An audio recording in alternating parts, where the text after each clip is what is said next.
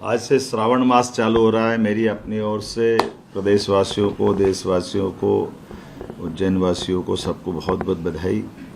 निश्चित रूप से ये हमारे लिए बहुत पवित्र माह है, जिस महीने हम अपने बाबा भोलेनाथ की आराधना का पर्व मनाते हुए उनको पूरा महीना समर्पित करते हैं।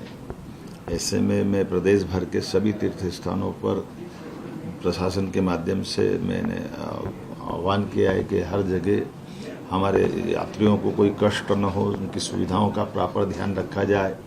जहां कावड़ी आते जाते हैं वहां मार्ग में उनके लिए प्रबंधन करने के लिए यथायोग्य प्रकार से शासन और सरकार के साथ समाज भी बहुत सारे प्रकार की चिंता करता है। कावड़ यात्रियों के लिए सब प्रकार की व्यवस्था करने के लिए जितना बन सके हम हर जगह प्रबंधन कर रहे हैं। खासकर ओंकारेश्वर और महाकालेश्वर में बड़ी संख्या में कावड़ यात्री आते हैं। ऐसे में उनके आने जाने के मार्ग पर भी सभी प्रकार के प्रबंधन करने के निर्देश अपनी सरकार ने जारी किए। इसी के साथ ओंकारेश्वर के साथ ही साथ अमरकंटक पे भी छत्तीसगढ़ और मध्य प्रदेश की काफ़ी बड़ी संख्या में हमारे यात्री वहाँ भी आते जाते हैं। मैं उम्मीद करूँगा कि दर्शन की व्यवस्था, पार्किंग की व्यवस्था, प्रबंधन, कुछ रास्ते में जलपान या अन्य प्रकार के प्रबंधन करने के लिए भी सरकार तालमेल कर रही है। इसमें उज्जैन की तरफ महाकाल मंदिर समिति को भी मैंने कहा कि पर्याप्त रूप से जिनको फलाहार लगता है या इस प्रकार के प्रबंध लगते हैं हमारी व्यवस्था रहना चाहिए।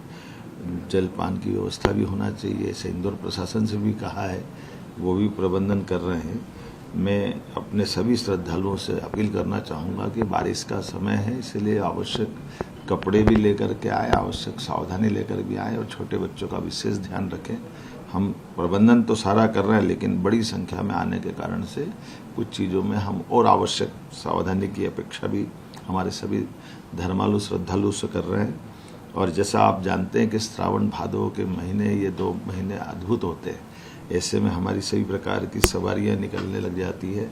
ऐसे में बाबा महाकाल की सवारी भी 3 अगस्त लगा करके ये सितंबर तक जाने वाली है। और ऐसे अलग अलग स्थान पे अलग अलग प्रकार की देवस्थान की सवारियों के लिए भी हमने जो जैसे ओंकारेश्वर, महाकालेश्वर, पशुपतिनाथ, ऐसे देवस्थानों पर जहां शासन की व्यवस्थाओं के बलबूते पर हमारे पुलिस बैंड और बाकी प्रबंधन की हमने व्यवस्था की है। मैं उम्मीद करूंगा कि उत्साह के साथ इन सारी चीज़ों में हम समन्वय भी प्रशासन के साथ सब लोग करें।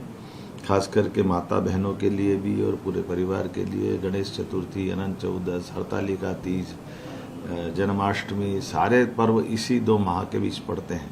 इनके बाद नवरात्रि और श्राद्ध के साथ हमारा अगला दशहरा दिवाली का पर्व चालू होगा। तब तक वर्षा काल समाप्त हो जाएगा, लेकिन वर्षा काल के अंदर अल नीनो का प्रभाव भी दिख रहा है।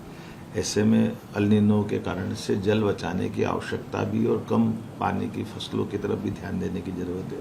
उम्मीद करेंगे आप सब समझदार हैं, इन सब का ध्यान रखेंगे। मेरी अपनी ओर से पुनः आप सबको बहुत बधाई।